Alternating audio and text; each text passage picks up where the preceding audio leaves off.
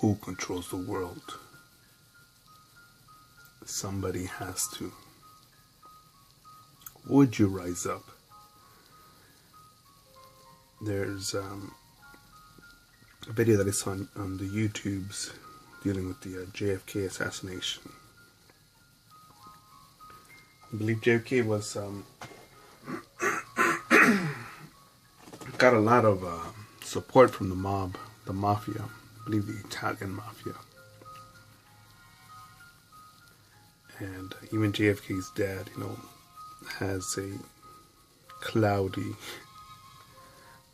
fortune. If he knew something before the Great Depression, before he earned all that money.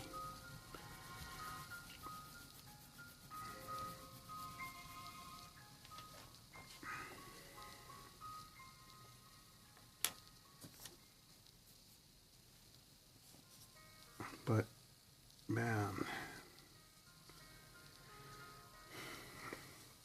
with JFK getting whacked, even the Pope, I think, got, did he get shot? I think he did in the 80s or 90s. In the 80s, I think.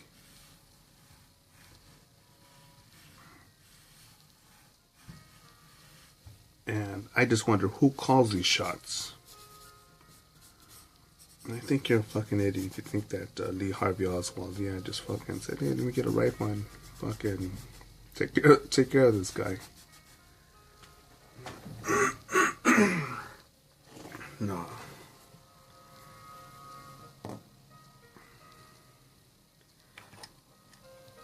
But who's in charge of the world? Would you rise up? Because there's so much criticism. I would do that. I would take care of this. I would do this. I would do that.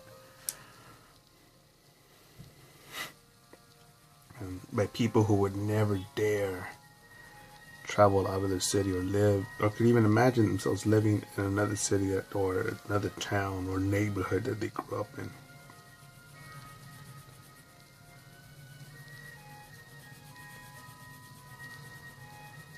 And to me, the pacification and the reason that there will always be a big dog in charge, or big dogs, or a secret society, whatever the fuck you want to call them. The moment that for the last time someone says, someone ought to do this, someone ought to take care of that, someone ought to make that happen, someone needs to invent this, someone needs to take care of that. Instead of saying, I'll hold myself accountable, we'll adapt to that, we'll overcome that, let's go. That's something I could look into making better. Because the moment that we keep on sucking our boss's tit, our master's tit, not even our master's tit, our master's butthole,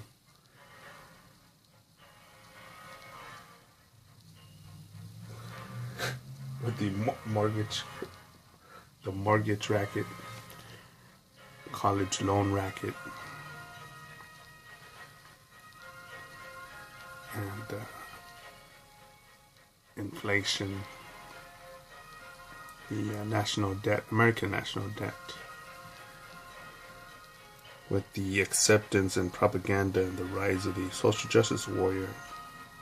Oh man, there's a lot cooking in the pot, man. A lot, man.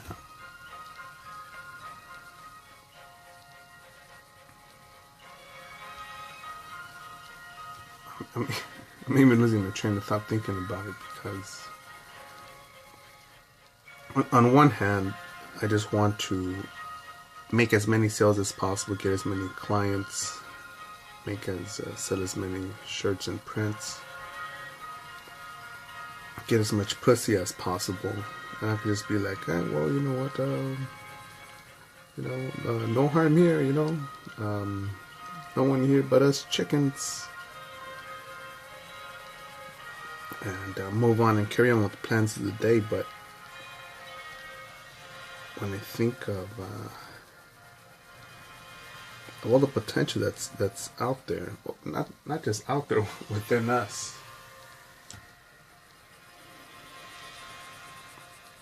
I just figure if I could just keep on reminding people, not just with words, but by my example, that much is possible, then we'll slowly snail along and go forward and make it happen.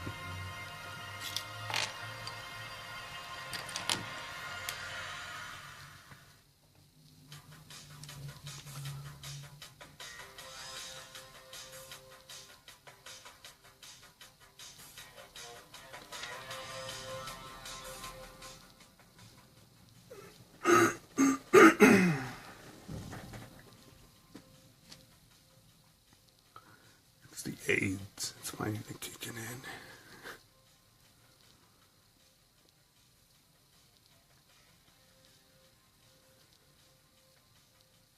Because one could say, "Nah, man, you're crazy, man. What do you know, man? You know, where have you been? You've been here and there."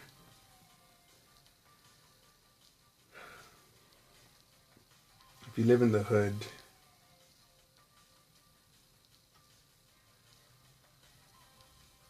you got Bloods, Crips, 18 MS. No, and no disrespect to the homies, the associates I have from any set, any gang or any patch, that wear any patch or outlaws. Nope. You guys know that I understand why things are in certain ways, but you know, there are people that don't even stand up to their own gangs, or even could even send them to their own kids and keep them in line from joining such tribes. No, I'm not glorifying gangs, but I could understand why they exist. Looking at the Lockup series on Netflix, you hear a lot of these fools say, you know, well, my family turned their back on me, so I'm gonna join a gang because my gang will love me. My gang will be there for me. And someone will just say, you know what? No, that's a fucking idiot. That's an idiot right there. He and she chose to join a gang. No, fuck them.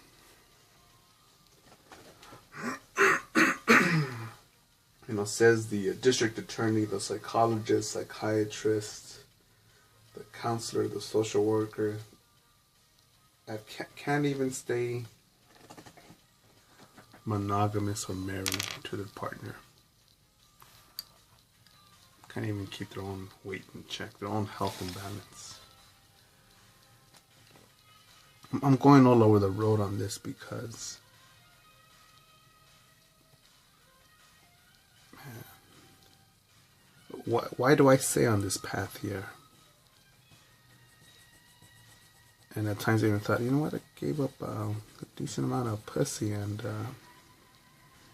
money to sit down and get on this path. No, I'm not complaining, but at times I'll be like, man, you know what? I could go for some of those tacos, steak, or some of her pussy. But I know that I need to be consistent on this and focused and driven on this.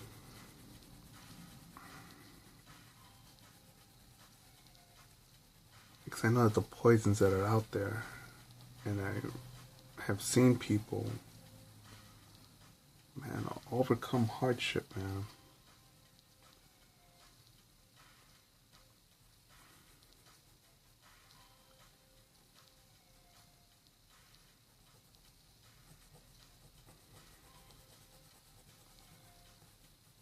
Lose my train of thought as usual.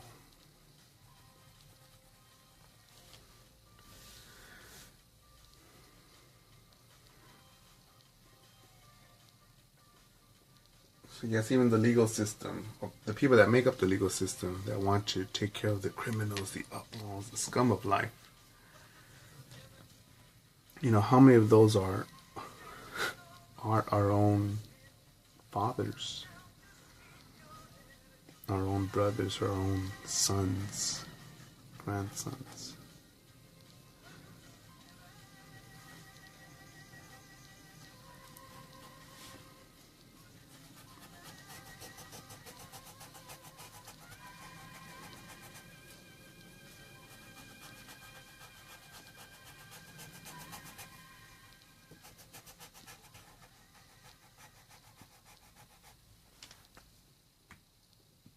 And the reason they use such beautiful French at times, again, is I believe that being direct and genuine. And I'll admit that I am filled with ignorance.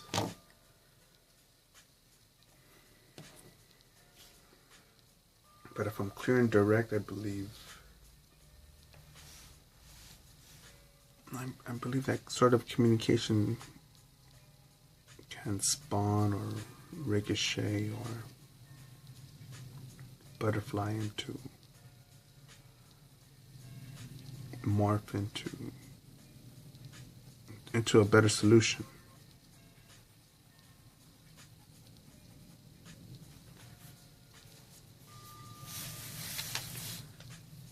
Again, what I do here on this channel, it looks like a drawing channel. It smells like a drawing channel.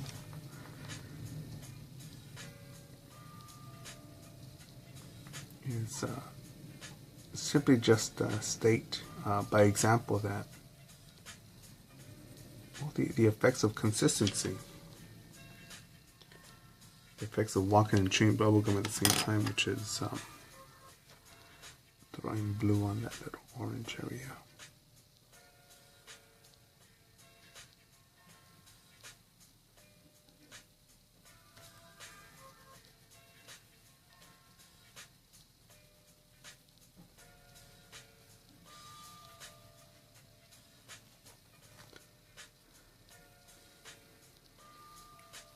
And I remember seeing there's a documentary called Cartel Land, and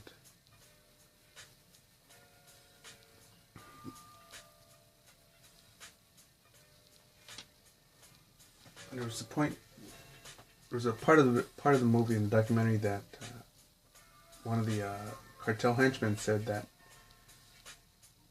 why he did what he did, and he said that, well, there's no jobs here, I just think I want to do, or would like to do what you're doing, which is travel the world and like you do with a camera and record and see this and that. And I thought, you know what, that's I can understand why he would say that. That someone would want a job that's warm and cushy and rewarding and fulfilling, no doubt.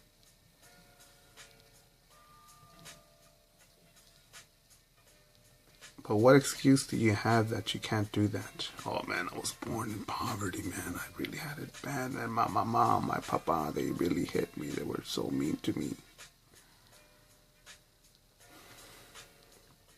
Do you think you're the only one that has hardship,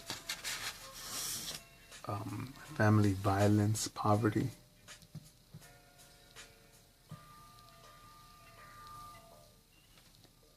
Oh man, stop being a fucking cuck.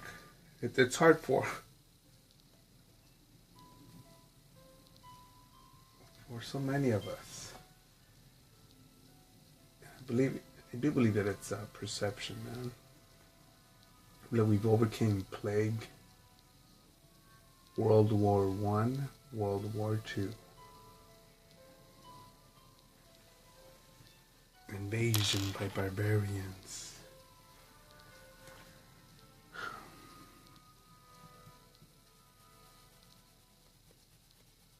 Imagine when our ancestors crawled out of Ethiopia. They didn't understand thunder, lightning, how it worked. Was it the gods? Was it a warning of the dragons in the air? Yeah, no fucking clue. Shit, how many of them How many times have our ancestors possibly gone into a hurricane,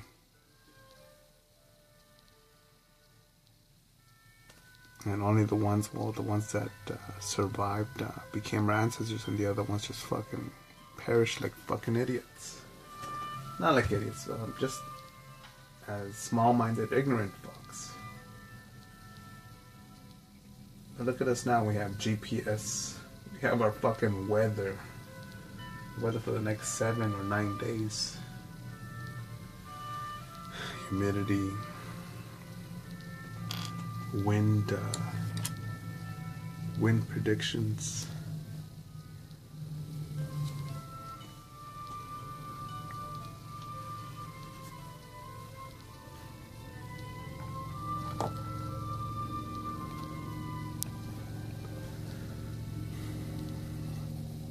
Yeah, so the motherfucker was talking about, yeah, man, I really wish I had a job like yours. And I think of the motherfuckers that look at me and I say, yeah, man, I've been to this country and that country. Oh, how many clients do I have? How many shops know me?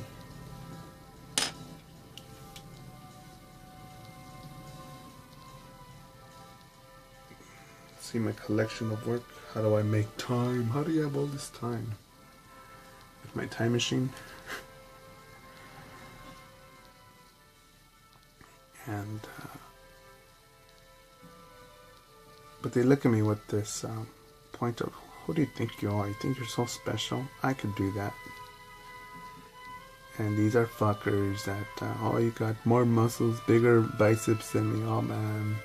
Oh, you're a family man. You're a dad. Oh, man, you're a gangster. Oh, man, you're a tough guy. Oh, you call yourself an artist. Oh, that's cool, man. Cool story, bro.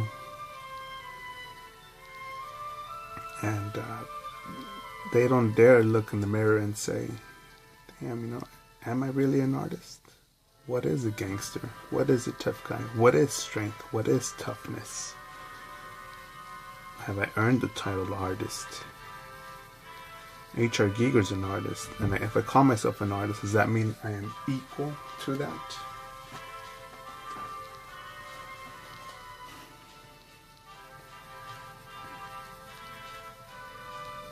So now thinking about all the, whoever it is that's in charge, whatever, the Masons, Illuminati, Illuminums,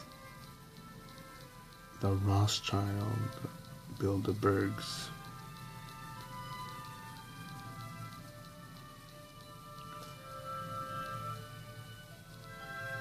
Again, a lot of us think we could take them on, but look at us fucking literally almost at the point of killing ourselves on Black Friday, every Thanksgiving.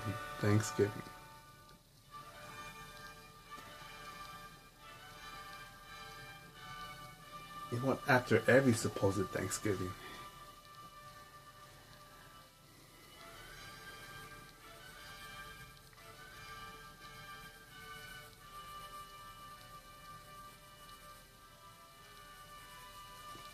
I do almost feel like crying on Thanksgiving out of pleasure, out of saying, man, I just had some food out the oven. Man, I'm not homeless. Oh, man, I can make a few bucks here, a few bucks there. A little cut on my hand, but look at this. They work. Got a brain. I'm in America, it's 2018. I have apps for my smartphone, for my smarter than me phone.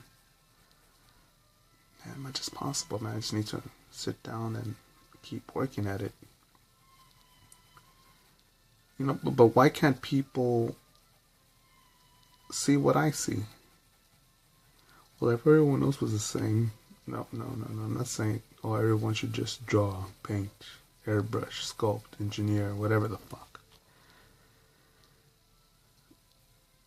No, but what I mean, everybody sees, what I see is simply calculate that there's this moment, we have this ability, we can do this and that.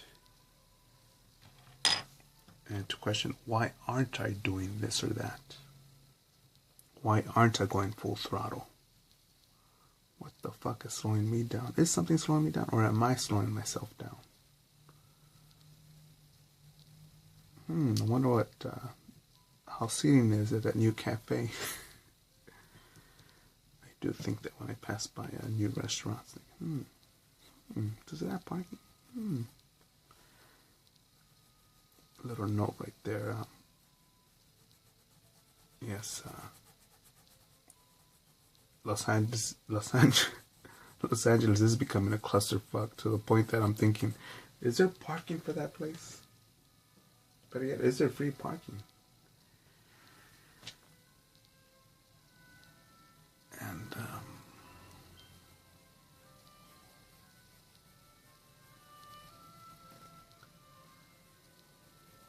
trips me out.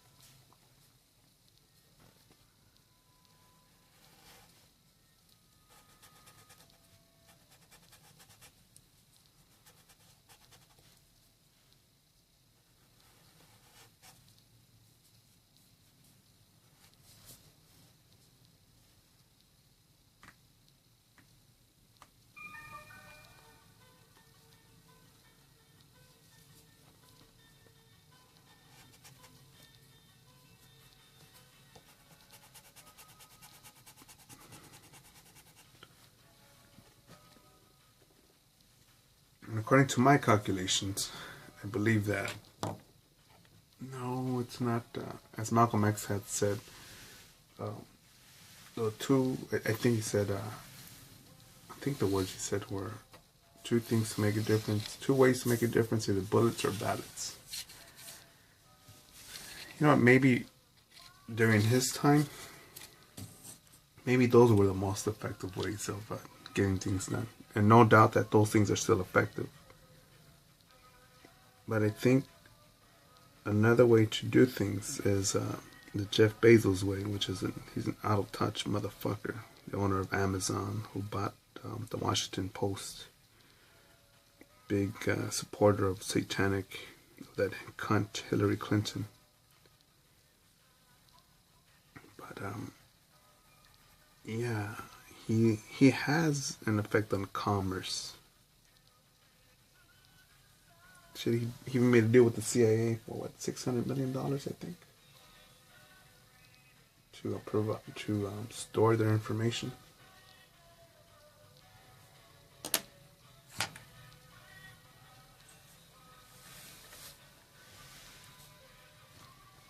So it's capitalism, man.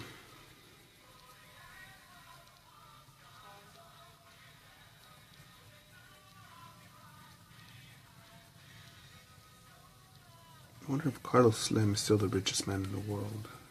I know he lives in Mexico.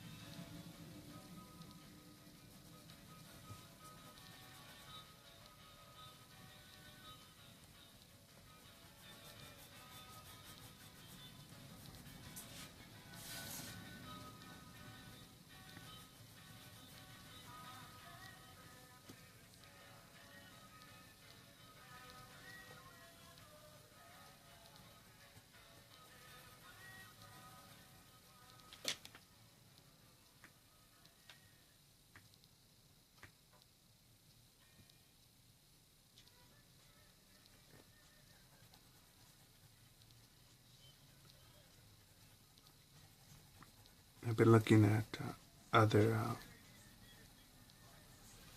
videos about other artists on YouTube, and seeing the effectiveness. I'm trying to think what I had just heard one of the artists say.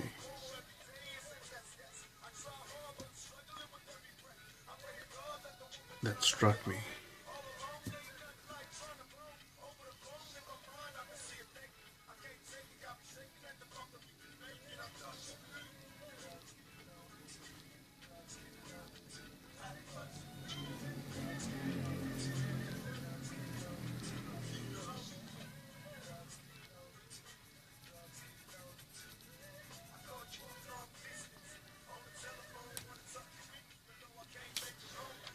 I think the series called What Artists Do All Day.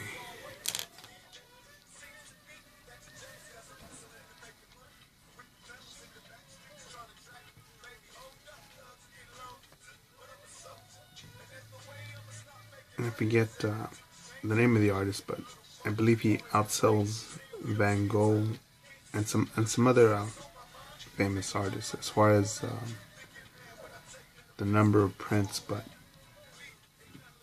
he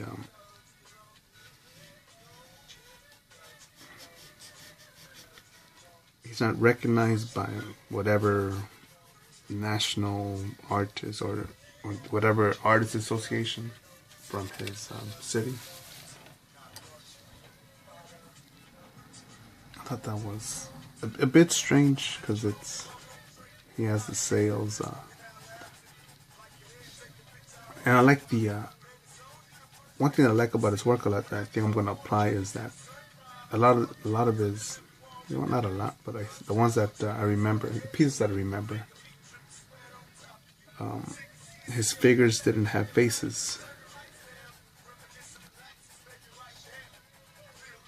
And I thought, you know what, that's he's not capturing the person, but I think he's capturing the